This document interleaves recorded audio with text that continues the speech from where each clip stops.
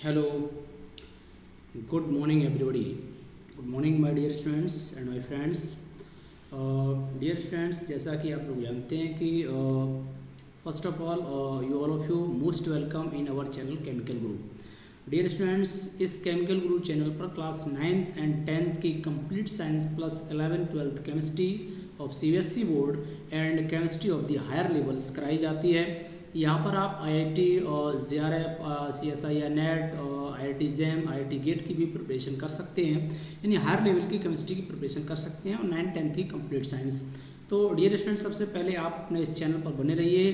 Channel आपका है chemical गुरु, इसको लाइक करिए, शेयर करिए और अपने फ्रेंड्स में इसको शेयर कर दीजिए. इस चैनल को सब्सक्राइब करिए. सबसे पहले मैं आपको बता दूं कि क्लास 9th का आज मैंने चैप्टर लिया है लॉज एंड मोशन. ओके, तो force and laws of motion हमने क्लास 9th का लिया है, force and laws of motion. तो इसमें आपको बता दूं कि इसमें जो इस टॉपिक में क्या कराने वाला हूं वो चीज़ मैं आपको बता देता हूं. यहाँ पर जो मैं कराने वाला हूं, पॉइंट नंबर 1, जितने भी आपके NCERT के एग्जाम्पल्स दे रखे होते हैं, टोटल NCERT के इंटेक्स्ट क्वेश्चंस और NCERT के आपको जो भी एंड एक्सरसाइज होती है वो कंप्लीट मैं इस चैनल पर कराऊंगा. तो डियर स्टूडेंट्स, कंप्लीटली बने रहिएगा और आप देखेंगे एक चीज़, सबसे अच्छी बात कि जो चीज़ पूरी एक्सरसाइज और ये पूरा प्रोसेस हमने बताया है NCERT पैटर्न का, जिसको करने में आप अगर अकेले करेंगे बहुत ज़्यादा टाइम लगेगा. यहाँ पर बहुत ही कुछ ही हम कह सकते हैं लगभग 20 या 30 मिनट्स के अंदर मैं कंप्लीट क्वेश्चंस को स्टेप बाय स्टेप एक्सप्लेन करने जा रहा हूँ. तो आप अपना पेन और कॉपी लेकर के बैठिएगा. आप अगर इसका स्क्रीनशॉट लेना चाहें वो ले लीजिए, या फिर आप पेन लेकर के बैठिएगा और क्वेश्चंस को नोट करते जाइए, क्वेश्चन और आंसर्स को. यहाँ से आप आंसर्स को नोट कर लीजिए, क्वेश्चन आंसर को नोट कर लीजिएगा. जब आपको लगे कि वीडियो चल रहा है तो उसको पॉज कर दीजिएगा. चलिए स्टार्ट करते हैं. ये हमने चैप्टर लिया आपका force and laws of motion, जो कि क्लास 9th का चैप्टर है, फिजिक्स का, force and laws of motion. तो सबसे पहले हमने पेज नंबर आप 118 पर देखेंगे. क्वेश्चन नंबर फर्स्ट आपको गिवन है. क्वेश्चन है कि which of the following has more inertia. Inertia आपने पढ़ा है, हमने आपको सिलेबस में पढ़ाया हुआ है. तो देखते हैं कि किस में इनर्सिया ज़्यादा होगा. ये rubber ball and stone of the same size. तो रबर बॉल और स्टोन की बात कर रहा है, तो आप देख सकते हैं जिसका मास ज़्यादा होगा उसका इनर्सिया भी ज़्यादा होगा. तो आप देख सकते हैं कि मास ज़्यादा होना चाहिए, वॉल्यूम कम होना चाहिए. तो आप देखेंगे स्टोन का इनर्सिया ज़्यादा होगा. सेकंड है बाइसिकल एंड ट्रेन. तो आप देखेंगे किसका मास ज़्यादा है, बाइसिकल एंड ट्रेन में. तो बाइसिकल एंड ट्रेन में ट्रेन का मास ज़्यादा होगा, तो हम कहेंगे ट्रेन का इनर्सिया ज़्यादा है. क्वेश्चन नंबर इसका सी पार्ट है. ए 5 rupee coin and A 1 rupee coin. आपके पास कॉइन है, एक 1 रुपी का कॉइन है, एक 5 रुपी का कॉइन है. तो आप बताइए किसका इनर्सिया ज़्यादा होगा. यानी कि 5 रुपी का जो कॉइन है, ऑब्वियसली सी बात है कि उसका इनर्सिया ज़्यादा होगा. तो इस तरह से आप इसका इनर्सिया बता सकते हैं. इसके बाद देखो नेक्स्ट क्वेश्चन की बात कर रहा हूँ. क्वेश्चन नंबर सेकंड आपके सामने है. क्वेश्चन नंबर सेकंड है, in the following examples try to identify the number of times the velocity of the ball changes. आपको देखनी है कि वेलोसिटी कितनी बार चेंज हो रही है. इस प्रोसेस को समझेंगे कि फिर देखेंगे वेलोसिटी कितनी बार चेंज हो रही है.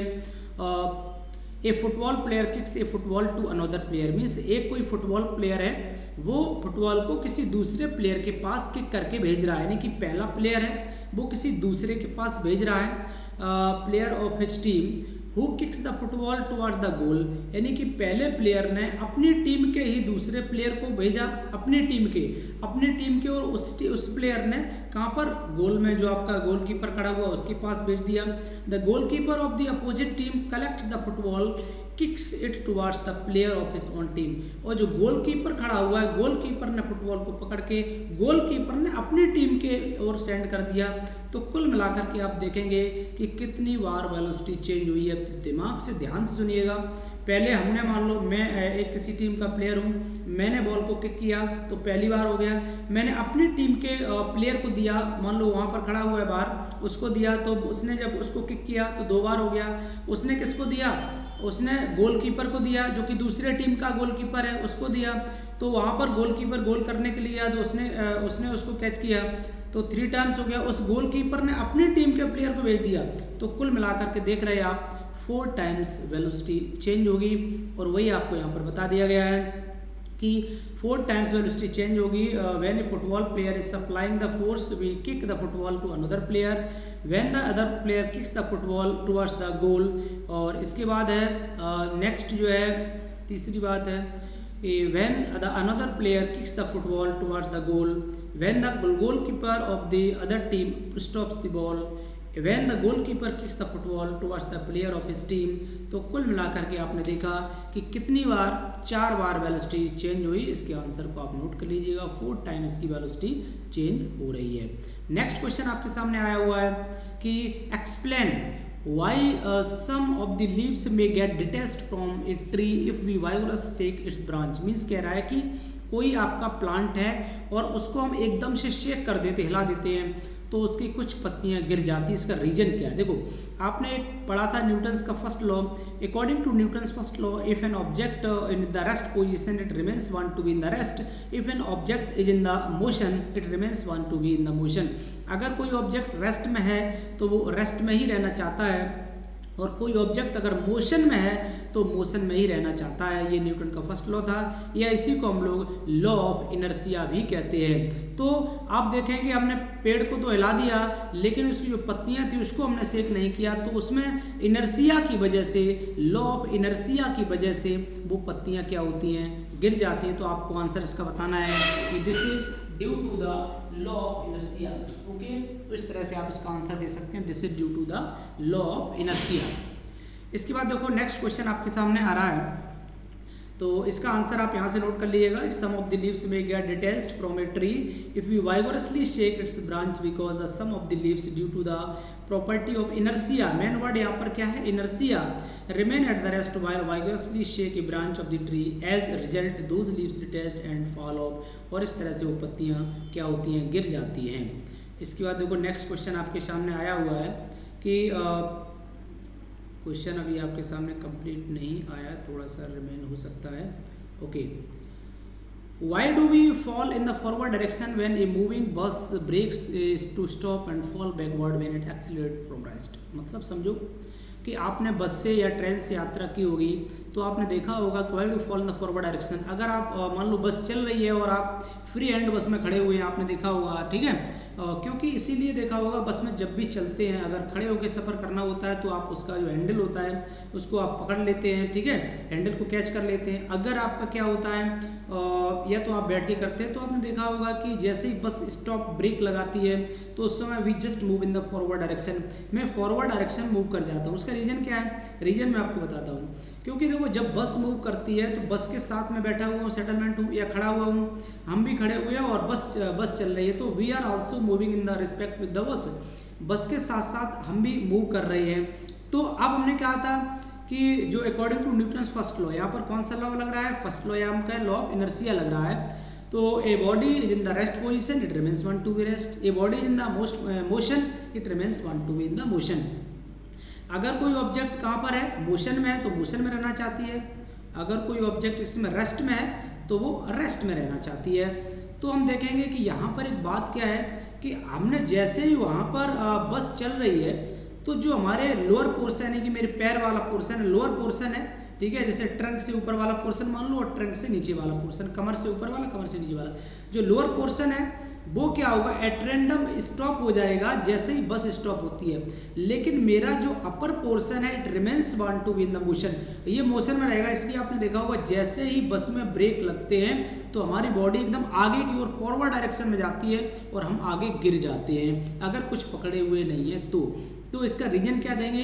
रीजन इसका यही देंगे, आप बताएंगे कि हमारा जो लोअर पोर्शन है वो बस के साथ मोशन में है, रिलेटिव मोशन में है, लेकिन अपर पोर्शन क्या है?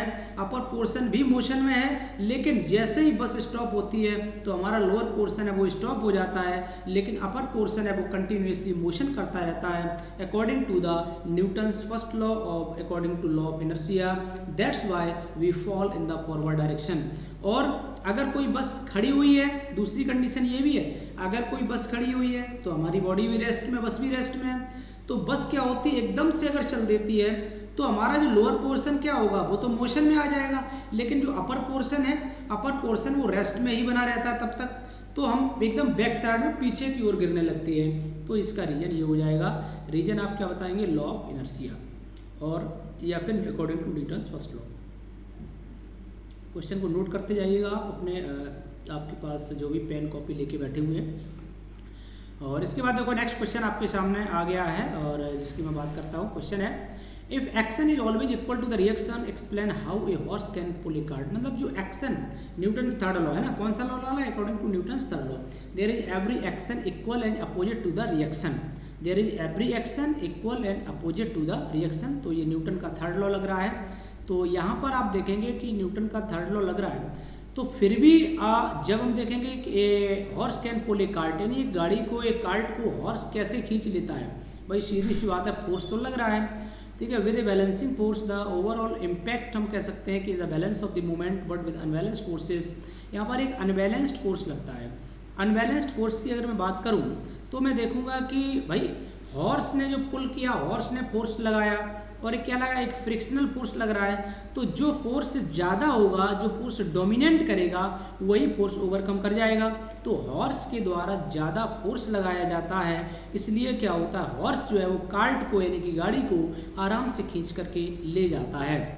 तो वही इसमें बताया गया, ध्यान सुनना, एक बार मैं बोल देता हूँ। When a balancing force of the overall impact is absence of the movement but with the unbalanced forces the resultant और the bigger force causes the motion, यानी कि बिगर फोर्स, जो ज़्यादा फोर्स लगता है तो उधर की ओर मोशन हो जाता है। जैसे सिंपल सी एक बात सोचो कि आपने देखा दो लोग, मान लो आपके पास एक टेबल है, ठीक है, मान लो टेबल है और टेबल को दो लोग खींच रहे हैं, एक आप अपनी ओर और एक दूसरा बंदा है वो अपनी ओर खींच रहा है। तो जिसके पास जो ज़्यादा फोर्स लगाएगा वो अपनी ओर खींच सकता है, जो फोर्स कम लगाएगा वो नहीं खींच पाएगा। तो बिल्कुल ऐसे ही है, फ्रिक्शनल फोर्स क्या होता है, कम लगता है, और हॉर्स ज़्यादा फोर्स लगा देता है, इसकी वजह से क्या होता है, वो कार्ट को मूव करने में सक्सेस होता है।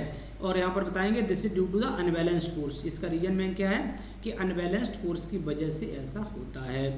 इसके बाद देखो नेक्स्ट क्वेश्चन आपके सामने आ चुका है।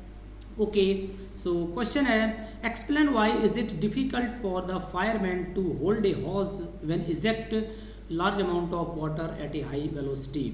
तो ये कह रहा है कि आपको बताना है कि explain why is it difficult to fireman, यानी कि जो फायरमैन होते हैं, जैसे जब कहीं आग वगैरह लग जाती है ना, तो आग बुझाने वाले जो लोग आते हैं, तो जो हॉर्स पाइप होता है जिससे पानी जो वाटर फ्लो करता है, तो हॉर्स पाइप को पकड़ना थोड़ा डिफिकल्ट होता है। मालूम है क्यों? क्योंकि यहाँ पर लगता है न्यूटन का थर्ड लॉ। न्यूटन का थर्ड लॉ क्या है, there is every action equal and opposite to the reaction. तो जितना वाटर बाहर निकलता है ना, जितनी फोर्स से, उतना ही फोर्स वाटर पीछे की ओर लगाता है। तो जो पाइप जो पकड़े हुए है, जो हॉर्स पाइप पकड़े हुए है, वो क्या होता है, पीछे की ओर मूव करता है, बैक साइड की ओर मूव करता है। तो हम कह सकते हैं according to Newton's third law of motion it is difficult to hold the horse pipe. ठीक है, होल्ड पाइप को होल्ड करना डिफिकल्ट होता है क्योंकि according to Newton's third law of motion. तो यहाँ पर बता देंगे और बाकी यहाँ से आंसर आप नोट करते चलिएगा साथ साथ में। ठीक है, यहाँ पर आप कॉपी और पेन लेकर के बैठे होंगे। इसके बाद देखो क्वेश्चन नंबर नेक्स्ट आया है, from a rifle of mass 4 kg a bullet of mass 50 gram is fired with initial velocity of 35 metre per second, calculate the initial velocity of the rifle. तो देखो समझना ध्यान से, कंडीशन क्या क्या आपके पास गिवन है और उसी के अकॉर्डिंग आप लगा सकते हैं, कोई दिक्कत नहीं है, आराम सॉल्व कर सकते हैं। तो जैसे हमने यहाँ से देखा, आपको बता देता हूँ। फर्स्ट कंडीशन में है कि राइफल ऑफ मास 4 kg, सबसे पहले जिसका राइफल का मास है वो 4 kg दे रखा है, तो आप इसको मान लीजिए m1। क्या मान लेंगे, m1। और of A bullet of mass, bullet का मास कितना दे रखा है, 50 ग्राम दे रखा है। ठीक है, तो इसका मास आप मान लेंगे, क्या मान लेंगे, m2 मान लेंगे। एक का मास m1 और एक का मास m2 मान लीजिएगा। और हम कहेंगे कि जो इनिशियल वेलोसिटी है, ठीक है, 35 मीटर, ये इनिशियल वेलोसिटी किसकी है, ये बुलेट की है। ठीक है, तो बुलेट की इनिशियल वेलोसिटी है, तो आप इसको क्या मान लेंगे, u2 मान लेंगे। और इसके बाद देखो calculate the initial recoil velocity of the rifle, और राइफल की क्या मानना है, रिकॉयल वेलोसिटी निकालनी। देखो रिकॉयल वेलोसिटी क्या होती है मैं बता दूं। रिकॉयल वेलोसिटी का मतलब हम कहेंगे जब आप बुलेट चलाते हैं, यानी गन चलाते हैं, तो जब आप देखा हुआ आपको एक जर्क लगता है, झटका लगता है पीछे की ओर, जैसे ही बुलेट आगे की ओर जाती है तो आप एकदम पीछे की ओर, जो हमारी जो गन है वो पीछे की ओर जाती है। और जो पीछे की ओर जब जाती है तो कितनी वेलोसिटी से जाती है, उसी वेलोसिटी को हम लोग रिकॉयल वेलोसिटी कहते हैं। तो देखिए इसके बाद यहाँ पर हमने सिंपल सा लगाया है कि initial momentum of the rifle and bullet. सबसे पहले दो तरह का यहाँ पर लगे, एक तो मोमेंटम हम लगाएंगे बिफोर, जब फायरिंग से पहले का मोमेंटम, और एक फायरिंग के बाद का मोमेंटम, दो तरह का मोमेंटम यहाँ पर काम करेगा। तो मैं देख रहा हूँ initial momentum of the rifle, यानी कि बिफोर फायर, फायरिंग आपने नहीं किया, फायरिंग से पहले का मोमेंटम। और मोमेंटम का फार्मूला क्या होता है, एम बी होता है। जब आपने फायर नहीं किया, यानी कि आपने क्या किया, इसकी बुलेट को आपने उसमें जब पिस्टल में रख लिया है ना, बुलेट को जब पिस्टल में रख लिया है, ठीक है, राइफल में रख लिया है, तो बुलेट और राइफल दोनों अभी तो एक ही तरह काम करेंगी। तो हमने देखो 4 kg और 0.05 kg, जो बुलेट का मास है जो 50 ग्राम था उसको हमने kg में कन्वर्ट कर दिया। और इनिशियल वेलोसिटी जब हमने क्या किया, फायरिंग नहीं की, तब तो वेलोसिटी क्या होगी, 0 होगी। तो कुल मिलाकर के हमारा 0। Initial momentum before firing, firing से पहले का टोटल मोमेंटम 0 आ गया। फाइनल मोमेंटम निकालेंगे, final momentum of the rifle and the bullet after firing. जब फायरिंग कर दी है तो क्या होगा, m1v1 प्लस m2v2। तो m1v1 तो हमने मास कितना था आपका, 4 था, ठीक है। राइफल का मास कितना था, m1 की हमने देखो 4 मान रखा है। तो राइफल का मास था 4 kg इंटू, और राइफल की वेलोसिटी ही हमारी क्या होगी, रिकॉइल वेलोसिटी। जब हम गन चलाएंगे या राइफल चलाएंगे, तो राइफल चलाने के बाद जो राइफल पीछे की ओर जर्क लेती है, पीछे की ओर झटका लेती है, वही वेलोसिटी हमारी रिकॉइल वेलोसिटी होती है। तो हमने उसको भी मान लिया, प्लस 0.05 इंटू 35, ये हमारी वेलोसिटी दे रखी, बुलेट की वेलोसिटी। अब हमने इसको जब सॉल्व किया, दोनों को अब इस वैल्यू को हमने 0 के इक्वल रख देंगे। तो ये वाली वैल्यू जब 0 के इक्वल रख देंगे तो हमारी v इक्वल टू आ जाएगी -0.05। इसको जब सॉल्व करेंगे मल्टीप्लाई करके तो -0.44 मीटर पर सेकेंड। तो आप इसको डिवाइड कर सकते हैं, नो प्रॉब्लम, कोई दिक्कत नहीं। तो इस तरह से आप इसको नोट कर लीजिएगा neat and clean hand writing में। इसके बाद अब next move for the next question के लिए मूव करते हैं। इसके बाद क्वेश्चन आपके सामने नेक्स्ट आया हुआ है, ओके। तो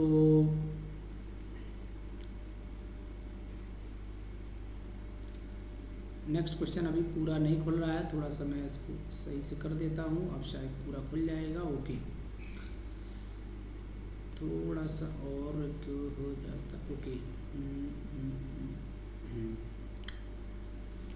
क्वेश्चन आ गया पूरा आपके सामने कि 2 ऑब्जेक्ट्स है ना, कह रहा है कि 2 objects of masses 100 gram and 200 ग्राम। देखो बच्चों, सबसे पहले एक बात याद रखना, इस टाइप के क्वेश्चंस को सॉल्व करने के लिए जो मास है ना, मास को सबसे पहले आप केजी में कन्वर्ट कर लिया करो।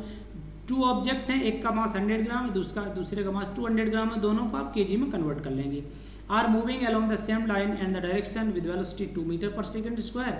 एक की वेलोसिटी इनिशियल वेलोसिटी है ना 2 मीटर पर सेकेंड दे रखी है, दूसरी की 1 मीटर पर सेकेंड है respectively. They collide and after the collision the first object move, और कोलिजन के बाद फर्स्ट की वेलोसिटी 1.67 है। Determine the velocity of this second, और सेकेंड ऑब्जेक्ट की आपको वेलोसिटी निकालनी है। तो आपको कुछ भी नहीं करना, बिल्कुल सेम टू सेम जो आपको जो फॉर्मूला मोमेंटम वाला हमने पढ़ाया था वही करना है। देखो सबसे पहले तो आप ये देख लेंगे कि m1 m2 क्या, आपने m1 लिख लिया, m2 लिख लिया, और इनिशियल वेलोसिटी आपकी v1 मान ली हमने, और इनिशियल वेलोसिटी सेकंड ऑब्जेक्ट की v2 मान ली, सब वैल्यू लिख दी। अब हमने क्या किया, बस ये मेन है, क्या निकाल लेते हैं, मोमेंटम निकालेंगे, total momentum before collision.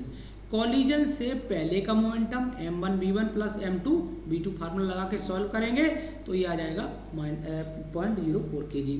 Since the velocity of the first object after collision, और फर्स्ट ऑब्जेक्ट की वेलोसिटी कितनी है 1.67 है, और सेकंड ऑब्जेक्ट की वेलोसिटी आपको निकालनी है। तो देखो सेकंड ऑब्जेक्ट की वेलोसिटी जब यहाँ से निकालेंगे, if we suppose that velocity of the second object की हमने v मान ली, तो फिर न्यूटन का law of conservation of momentum लगाएंगे, और law of conservation of momentum very important formula, इसको याद रख लेना। लॉ ऑफ कंजर्वेशन मोमेंटम क्या होता है कि m1 v1 plus m2 v2 equal to m1 u1 plus m2 u2, ठीक है। तो इनिशियल मोमेंटम सीधी बात कह सकते हैं, क्या हम कहेंगे, इनिशियल मोमेंटम और इक्वल टू फाइनल मोमेंटम, दोनों को हम इक्वल कर देंगे। जो आपका इनिशियल मोमेंटम देखो 0.4 निकाला था हमने, तो इनिशियल 0.4 इक्वल टू इसका मल्टीप्लाई करेंगे, सॉल्व करेंगे, तो यहाँ से इसका आंसर एक्चुअली अभी इसमें यहाँ पर जो है सॉल्व नहीं किया गया, आप चाहें तो उसको सॉल्व भी कर सकते हैं। तो सॉल्व करने के लिए देख सकते हैं कि आपको दे रखा है 0.4 है ना, 0.4 इक्वल टू देखो 1.67 0.167 दे रखा है, और प्लस 0.2 v दे रखा है। तो जब इसे सॉल्व करेंगे 0.167 को इधर लाओ, तो पॉइंट यहाँ लिख सकते हैं इसको क्या 0.4, और इसे यहाँ पर चलो 0 मान लेते हैं, 0.167 और इक्वल टू 0.2v। जब इसको सॉल्व करेंगे तो देखो यहाँ से इसको सेपरेट करो तो 10 यहाँ का बचेगा 10 माइनस 7 ये आपका आ जाएगा 3, यहाँ क्या बचेगा 9, 9 माइनस 6 कितना आ जाएगा 3, और यहाँ कितना बचेगा बोलो 3 बचेगा, 3 माइनस 1 आपका 2 हो जाएगा, तो ये आ जाएगा 0.2 इक्वल टू 0.2v। अब v इक्वल टू निकालेंगे तो यहाँ से करेंगे देखो v इक्वल टू तो डिवाइड कर देंगे 0.233 अपॉन 0.2।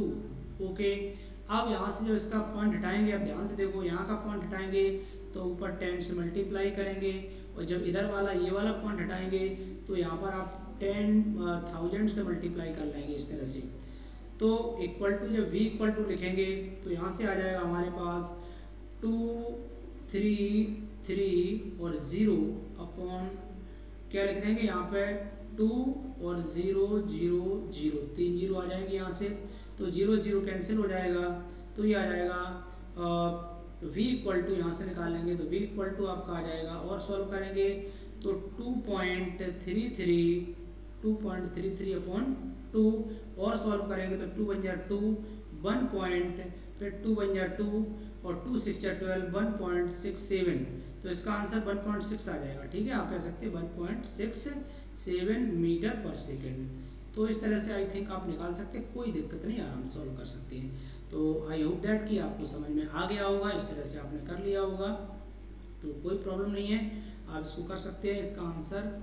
ठीक है, ये थोड़ा सा मैं आपको शो करा देता हूँ, ये इधर साइड हो गया था, कोई बात नहीं, इसका आंसर 1.67 आ जाएगा। अब इसका नेक्स्ट क्वेश्चन के लिए मैं मूव कर लेता हूँ। तो अगला क्वेश्चन आपके सामने है, अब हम एंड एक्सरसाइज, इंटेक्स वाले क्वेश्चन थे कंप्लीट हो गए, एंड एक्सरसाइज पर आ जाते हैं। तो सिंपल से क्वेश्चन है, एंड एक्सरसाइज के वाले भी हो जाएंगे। एंड एक्सरसाइज का क्वेश्चन नंबर फर्स्ट हमने लिया है, an object experience a net zero external unbalanced force. Is it possible for the object to be traveling with a non-zero velocity?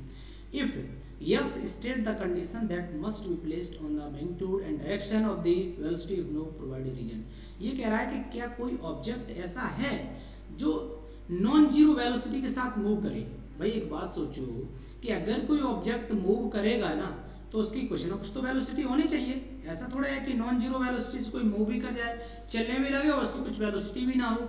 तो कह रहा है क्या ये पॉसिबल है, तो आप कहेंगे no it is not possible. ये पॉसिबल नहीं है कि किसी की वेलोसिटी तो हो लेकिन नॉन जीरो वेलोसिटी तो हो ही नहीं, लेकिन वो चलने में लगे, तो ऐसा पॉसिबल नहीं है। तो रीजन आपने दे दिया no it is not possible. क्यों? बिकॉज इसका रीजन आपको बता देते हैं, क्योंकि ऐसा हम कह सकते हैं कि no it is not possible for the object to be travelling with non zero velocity if an object experience net zero external unbalanced forces according to Newton's first law. तो कौन सा लग रहा है? न्यूटन का यहाँ पर फर्स्ट लॉ लग रहा है। Motion a body continues to be in the state of rest और मोशन, ठीक है, and unless it is acted upon by the some unbalance force. जब तक कि कोई एक अनबैलेंस फोर्स नहीं लगेगा तब तक वो ऑब्जेक्ट जो है वो बॉडी है वो मूव नहीं करेगी। और इसके बाद क्वेश्चन नंबर 2 आपके सामने आता हुआ, क्वेश्चन नंबर 2 देख लीजिए। When a carpet is beaten with a stick dust comes out of the its explain. कह रहा है कि कोई कारपेट है आपके अंदर, कोई जो है कह सकते हैं कि कोई शीट वगैरह है ना, कारपेट है, और तो उसको जब आप हिलाते हैं, शेक करते हैं, उसमें अगर बीट करते हैं तो उसमें डस्ट पार्टिकल निकलते हैं। रीजन क्या है? इसको लगाएंगे आप लॉ ऑफ इनर्शिया। ठीक, सीधा सा एक स्टेटमेंट, लॉ ऑफ इनर्शिया। क्यों? क्योंकि जो कारपेट है ना, कारपेट के जो मॉलिक्यूल्स हैं, भाई कारपेट के मॉलिक्यूल्स किस में है? रेस्ट में है।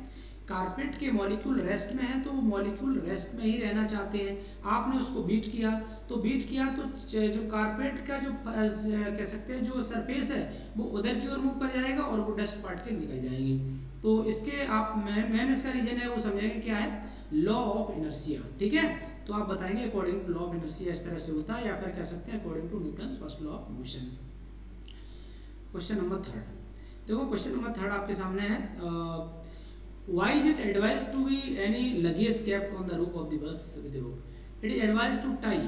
मतलब ये कह रहा है कि जब कहीं बस से जब यात्रा करते हैं तो बस की छत पर, उसकी रूफ पर हम लगेज रखते हैं, तो उसको बांधते क्यों हैं, क्यों टाई किया जाता है? भाई सीधी सी बात है, अभी हमने आपको बताया था कौन सा यहाँ पर फोर्स अगर लॉ लगेगा, हम कह सकते हैं कि according to Newton's first law of motion या लॉ ऑफ इनर्शिया कह सकते हैं इसको।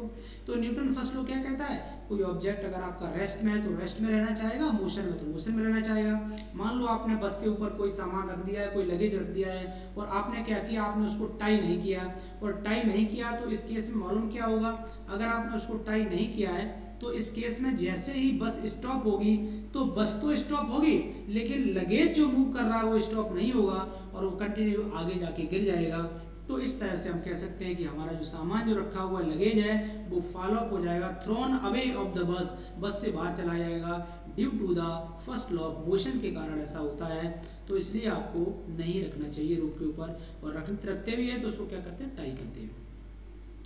इसका नेक्स्ट क्वेश्चन आपके सामने आ गया है, क्वेश्चन नंबर आपका फोर्थ है कि a batsman hits A cricket ball when which then rolls on a level ground after the covering a short distance, a ball comes to rest, the ball slows to stop because, कह रहा है कि जब cricket ball है, जब cricketer है, वो cricketer जो क्रिकेट बॉल को हिट करता है उस समय क्या होता है कि उस समय जब क्रिकेट बॉल जब वो हिट करता है तो मालूम है कंडीशन क्या बनती है, the batsman did not hit the ball hard enough.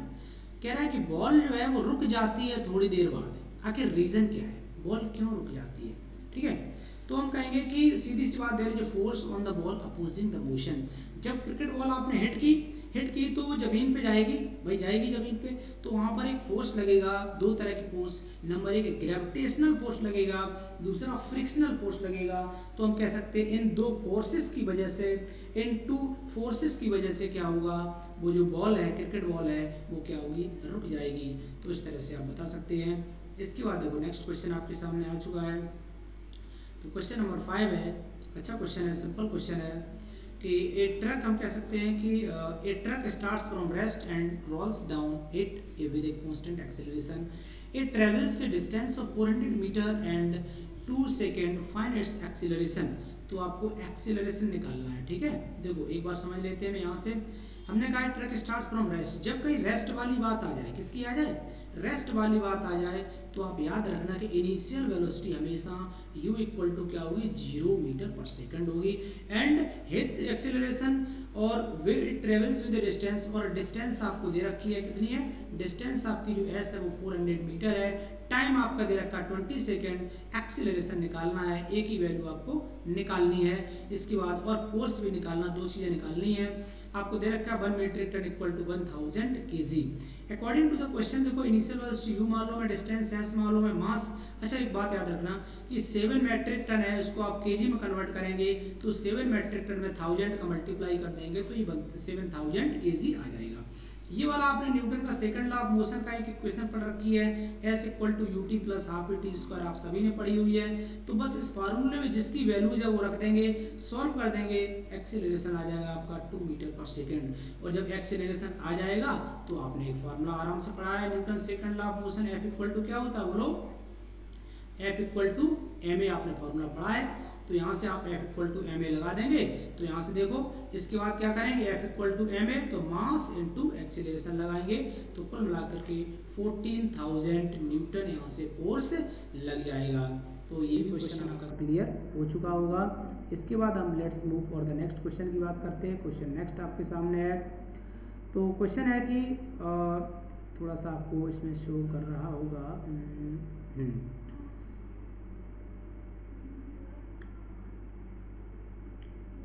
A stone of 1 kg है ना, is thrown with velocity of 20 metre per second. कोई स्टोन है, थ्रो किया जा रहा है, फेंका जा रहा है, और इसकी वेलोसिटी कितनी है, 20 मीटर पर सेकेंड है। ठीक है, तो सबसे पहले देखो जो हमारा स्टोन है, और इसकी मैं बात कर रहा हूँ कि ये जो है कितना है, इसका मास 1 kg का स्टोन है, वेलोसिटी इसकी 20 मीटर पर सेकेंड है, frozen surface of the lake and comes to the rest.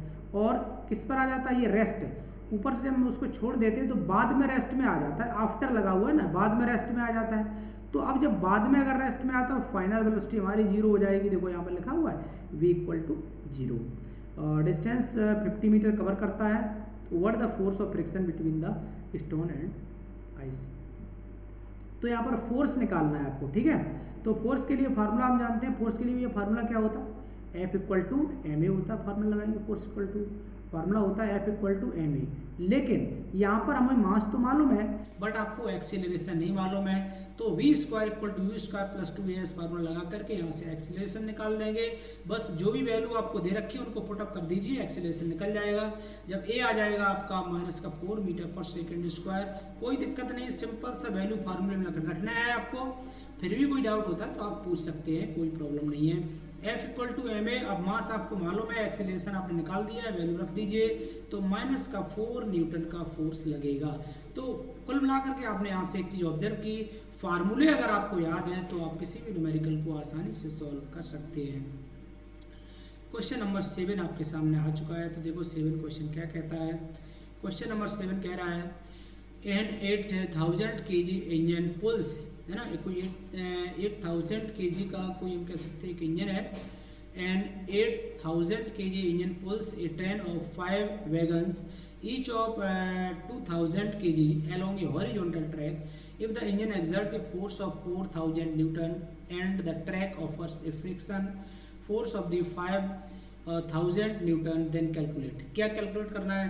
सबसे पहले देखो कि एक इंजन है और एक तरह से ट्रेन मान लो, वैगन का मतलब यहाँ ट्रेन के जो डिब्बे होते हैं ना, उसकी बोगी होती है, उसको एक एक वैगन बोला गया, ठीक है। तो 8000 kg का तो इंजन हो गया, बाकी की पांच बोगी लगी हुई हैं, वैगन इसको बोला गया, 5 डिब्बे उसमें लगे हुए हैं और उन सभी का मास 2000 kg है। अब ये कह रहा है कि 2000 kg मास है, a force of 40,000 Newton offers friction force आपका 5000 न्यूटन लग रहा है। नेट एक्सेलरेशन क्या होगा देख लेते हैं। तो देखो नेट एक्सेलरेशन फोर्स आपका क्या हो जाएगा, force exerted by the engine minus net force क्या लगेगा, नेट फोर्स जो इंजन के द्वारा फोर्स लग रहा है उसमें से फ्रिक्शन फोर्स को हटा देंगे, तो सीधी सी बात है। और 40,000 माइनस 5000 करेंगे 3500 यहाँ पे आ जाएगा। तो ये तो आपका नेट फोर्स आ गया, ठीक है। अब देखो नेट फोर्स के बाद मैं आगे बात कर लेता हूँ। यहाँ से एक्सीलरेशन के लिए A equal to F formula लगा दो, A equal to F/m formula लगा देंगे। तो यहाँ से फोर्स आपको नेट आ गया 35 था और मास कितना था बोलो, 10,000 kg मास है, ठीक है, 10,000। तो आपने यहाँ से 10,000 लगा दिया, क्यों? क्योंकि एक बात सोचो ना, एक वैगन का मास कितना था 2000 kg, तो कितने 5 वैगन है, 5 डिब्बे हैं, जब एक डिब्बे का मास 2000 kg है तो 5